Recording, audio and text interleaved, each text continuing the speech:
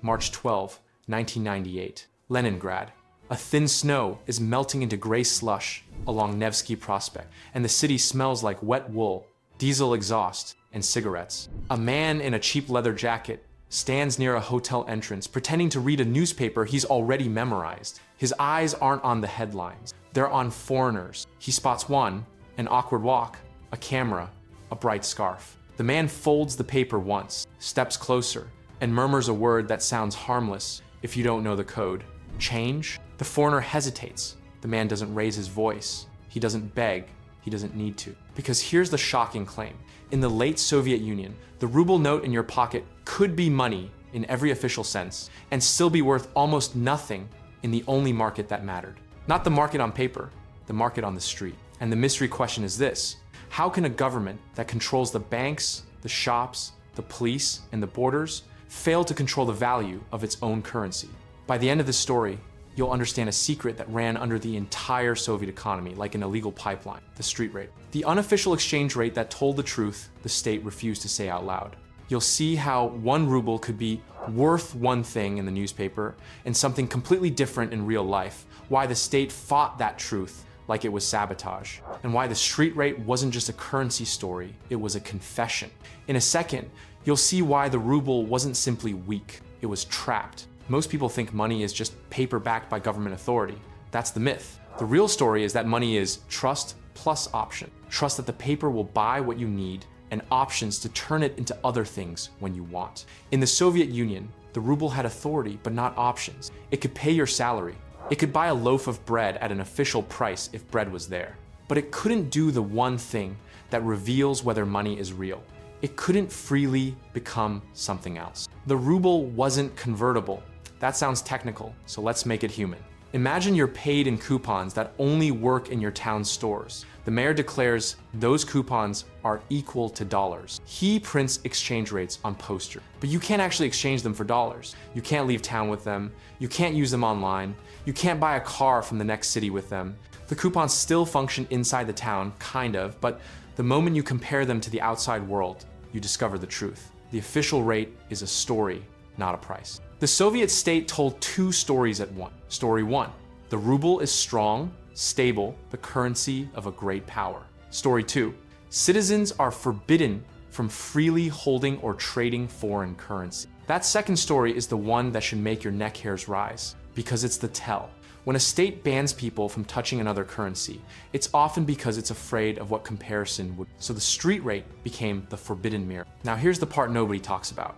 In a shortage economy, the real exchange rate isn't just between rubles and dollars, it's between rubles and goods. If your rubles can't reliably buy meat, shoes, spare parts, or a refrigerator without a miracle, then the ruble's value is already leaking. The exchange rate is being calculated every day in queues, favors, and black market. The state could freeze prices on paper. It couldn't freeze reality in people's kitchens. In the official world, the ruble had an official exchange rate. It was printed. It was announced. It was treated as fact. In the unofficial world, the ruble had a street rate. It was whispered. It was negotiated. It shifted with fear, supply, and rumor. And everyone who mattered knew it, even if pretending not to was part of surviving. Here's your first rehook. The Soviet Union didn't just have a black market. It had a second economy with its own laws, and the street rate was its heartbeat. Let's go back to that man in Leningrad. He's not there because he loves currency speculation. He's there because foreign money buys something inside the USSR that rubles often can't: certainty. Foreign currency could buy hard-to-find goods. It could buy access. It could buy better stores. It could buy speed. In some places, it could buy dignity. And once a society learns that one kind of money unlocks better life than another, the weaker money becomes a mask. Now, here's mini story number 1. A Soviet engineer in the mid-1982 has saved rubles for years. He wants a good tape recorder, maybe a Japanese one. The kind he's heard is flawless. Officially, his salary is decent. On paper, he's doing fine. But he walks into regular stores and finds empty shelves or poor quality substitutes. He hears rumors of a special shop that has imported goods, real goods. He learns the catch. They don't accept rubles. They accept foreign currency or certificates tied to foreign currency. Suddenly, his savings feel like theater. He has money that can't buy what he wants. What does that do to a person? it turns him into a hunter. He starts asking friends. Someone whispers about a guy near a hotel who changes, and the engineer realizes he's living in a country where his own currency is second class inside his own borders. Most people think the Soviet black market was just criminals, but the real story is that the black market was the economy's pressure valve. When the official system couldn't match supply to demand, the unofficial system did it at a price. And that price, in many cases, was measured against foreign currency. Now we need to understand why the street rate existed at all, because it wasn't just greed, it was geometry. The Soviet state ran foreign trade through state channels. Hard currency earnings were precious and centralized. The leadership used hard currency to buy grain, technology, industrial equipment, and sometimes consumer goods to calm people down. The state did not want citizens competing for that currency because it feared two things: losing control over imports and losing control over truth. If citizens could freely exchange rubles for dollars, the ruble's real value would be revealed instantly, and that revelation would be political dynamite. So the state tried to seal the border between rubles and hard currency. It made private currency trade illegal. It punished speculation. It tried to keep foreign money in official hands only. But humans are humans, and systems leak. Foreigners arrived with dollars. Sailors returned with cash. Diplomats carried money. Tourists brought currency. Soviet citizens who worked abroad came home with it. Some people received money from relatives outside the country. Every one of those channels was a crack in the wall. And once foreign money exists inside a society where foreign money buys more, it becomes a magnet. People find it. They trade for it. They hide it. They build networks around it. The street rate isn't created by committee. It's created by hunger for options. Now here's the second rehook. The street rate was not just an economic number. It was a vote of confidence, and the ruble was losing. To make this feel real, imagine the official rate is like a portrait the state hangs on the wall. The street rate is the mirror in your bathroom. You can lie in the portrait, you can't lie in the mirror. So how did the state keep the portrait looking beautiful while the mirror got uglier? Through a strange arrangement that still feels like a spy novel. Special stores and special money.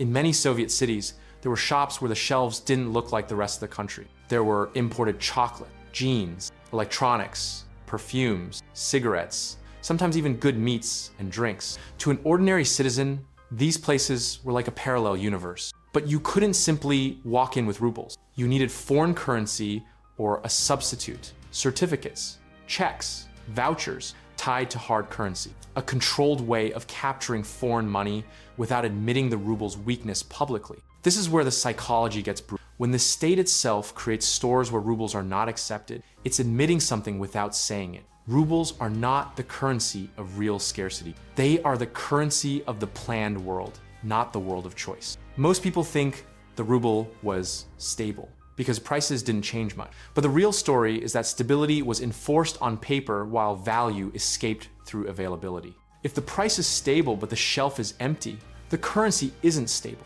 It's just trapped. Now, mini story number 2. A young woman in Moscow, a nurse, hears about a friend's cousin who has a pair of real Levi's jeans, not Soviet denim, real ones. She asks how.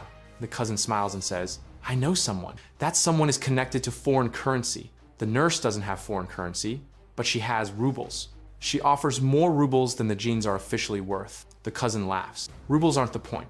The point is access to dollars. Eventually, a deal is arranged through a chain of people. Rubles flow upward, and somewhere in the chain, rubles become dollars at the street rate. The jeans appear, the nurse gets the jeans, and the nurse learns a quiet lesson. Rubles are not money in the world of desire. They are money in the world of permission. That is what the street rate did. It created a shadow price for the truth. Now, a big rehook that reframes the story. It wasn't that the Soviet state didn't know the street rate existed. It was that the Soviet state couldn't admit it without admitting its system was failing at its most basic promise, providing. Because if the state admitted the ruble's real value, it would raise another question. Why can't the state deliver enough goods so that rubles actually mean something? That's a much more dangerous question than who is changing money near the hotel. So the state fought the symptom. It punished the changers. It raided black markets. It made examples. It treated currency trading like treason at times. But the symptom returned because the cause remained. Here's myth correction number 1. Most people think black markets exist because people are immoral. The real story is black markets exist because official markets are constrained and dishonest. When the official system can't match what people need with what people have, the shadow system appears to connect them. Now, myth correction number 2. Most people think exchange rates are set by governments. The real story is exchange rates are set by the balance between trust and supply. Governments can declare a rate, but if you can't actually exchange at that rate, it's not a rate, it's propaganda. Now, myth correction number 3. Most people think the ruble's weakness was only about foreign perception. The real story is that the ruble's weakness was about domestic trust. If your own citizens treat your currency like a stepping stone to another currency, the damage is internal before it's external. Now, myth correction number 4. Most people think the street rate was only for luxury goods. The real story is that the street rate was also about survival in subtle ways. Parts, medicine, tools, bribes, shortcuts. When the official economy becomes unreliable, foreign currency becomes a backup plan. Now, myth correction number 5. Most people think the Soviet state could have simply outlawed the street market and solved it. The real story is that outlawing the market only increases the premium. If the need remains, the price rises. The secrecy deepens. The networks adapt. Now we build the causal chain like a thriller. What does the street rate actually do to a society over time? First, it creates a two-tier reality. Officially, everyone is equal. Unofficially, people with access to foreign currency live better. Not necessarily rich, but better in key moments when they need something now. That inequality is poisonous because it feels like betrayal.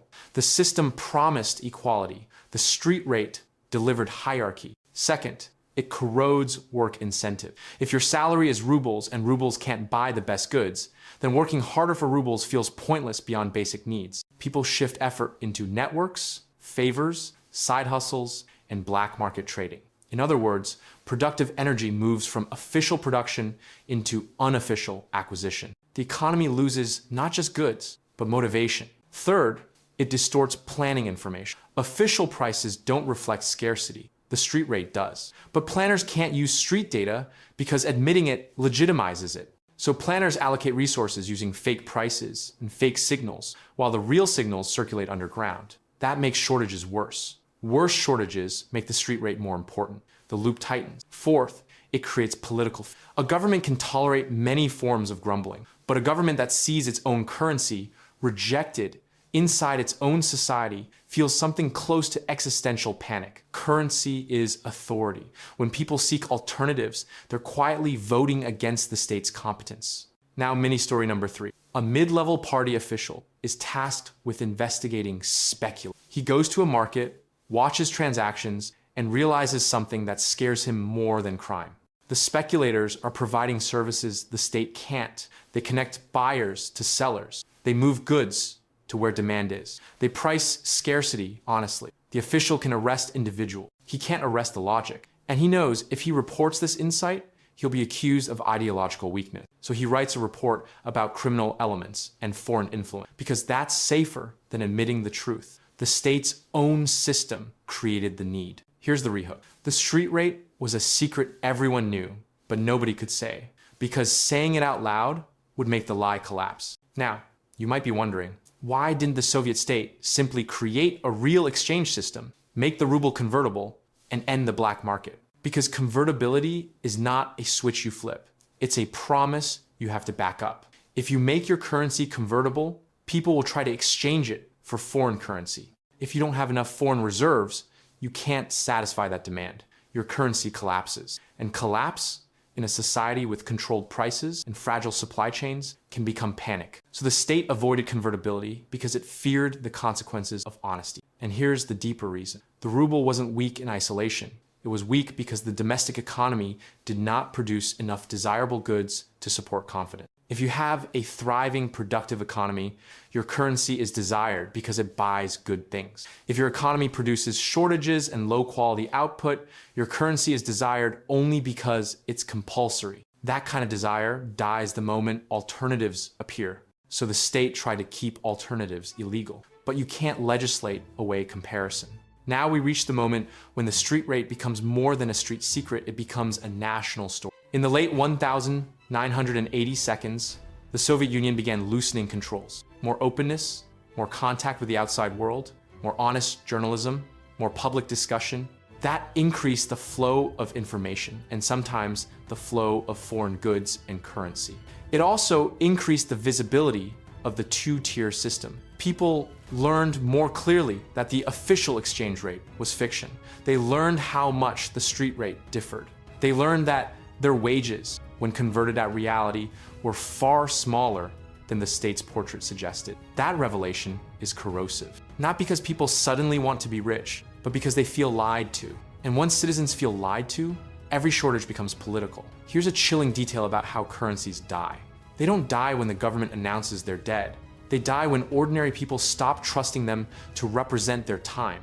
Money is stored labor. When people don't trust money, they don't store labor in it. They store labor in goods, favors, foreign currency, or assets. That's exactly what happened. People hoarded, people bartered, people held dollars under mattresses, people bought durable goods not because they needed them, but because rubles were melting into unreliability. The street rate didn't just reflect distrust, it created more distrust because every time someone used the street rate, they reinforced the idea that rubles were a stepping stone, not a destination.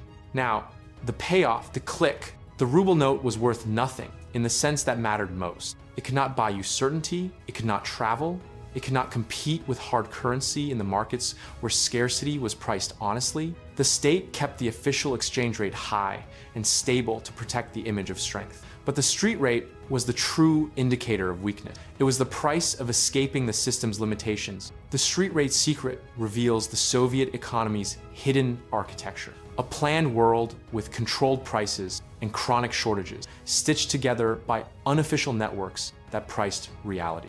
The ruble was the currency of obligation. Dollars were the currency of choice. And when choice becomes visible, obligation feels like a cage. So go back to Leningrad, the 12th of March, 1988. The man in the leather jacket asks, "Change?" The foreigner looks uncertain. The man smiles slightly, not friendly, not threatening, just confident, because he knows something the state can't admit. His whispered rate is closer to the truth than any number printed in a newspaper. And here's the final image to leave you with. Picture a crisp ruble note, Lenin's face, clean paper, official ink. In theory, it represents the power of a superstate. Now picture that same note in a palm near a hotel doorway, offered in exchange for a few green bills. In that moment, the ruble is no longer a symbol of power, it's a plea for escape. The street rate wasn't just illegal commerce, it was a referendum, quiet, daily, relentless. And the most haunting part is this: the Soviet Union didn't collapse because people learned capitalism was better. It cracked because people learned the official story about their own money wasn't true. And once you discover your money is a lie, you start asking the next question, one that no empire can survive for long. If they lied about this, what else are they lying about?